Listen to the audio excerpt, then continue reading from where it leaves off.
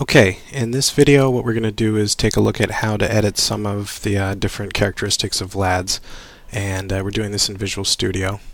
Now if you look at the top, there's a lot of different tabs for different classes and different parts of the program, so depending on what element you're looking to edit, you might need to locate that particular tab.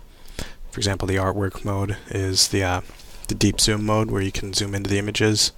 For example, in there's an image info, and it's a animated box that you can click on in the artwork mode, and it shows you information about the image you're looking at. So if you wanted to change the color scheme for that, you would have to find it in the XAML here. There's also a lot of different elements in there, so you can look through and find all the different elements of that particular part of the program. Notice there's some gradients here. There's actually a lot of different stuff, so it might take a little while, but when you're looking, if you find something like this, see where it says background, if you click on it, if you notice in the properties window, it'll give you a little sort of a thumbnail where you can get an idea of what it is you're looking at. That looks to me like the bottom panel, and if you look here at the name, sure enough it is. If you wanted to change the color scheme for that, you could either change it here with the hex. The first two digits are actually for the opacity, in case any web designers out there are wondering what the extra two are for. So anyway, you can also go into brushes and click on the color here. That way you can do it more manually. You can also click this to add an image as a background instead. By selecting the image here, you could go in and add different sorts of background images and such, but we're not going to do that. So let's see. We actually just changed this to black. Now if we were to run the program, let's see what happened.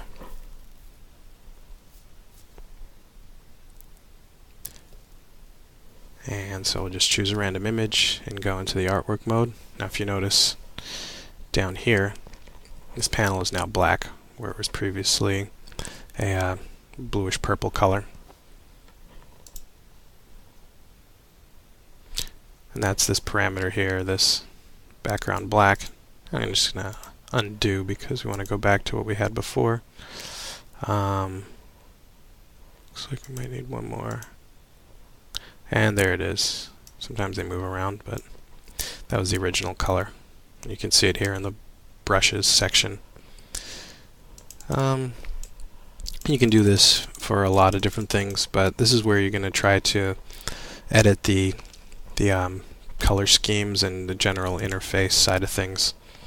If you want to connect to the code, if you notice the artwork mode window, XAML.cs is where the code associated with this XAML is. So if you just click on that tab, and you can go through the different code associated with it. It's helpful for buttons when you want to add their functionality. And we could try it with also various other parts. Keep in mind the surface window one is the main front page, but a lot of the elements on that may actually be editable in some of the other tabs and classes, like the filter box, for example. It'll appear on the main surface window one, but if you want to edit it, you're going to have to go into the the specific timeline filter timeline box XAML to do it.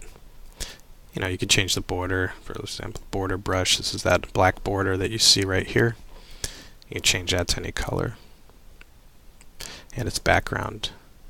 It's easiest to do in the property window, but if you want to do it here in the XAML, you can also. But the benefit is that whatever you click on, if you want to try to identify something, you'll get information over here, and this thumbnail is particularly useful.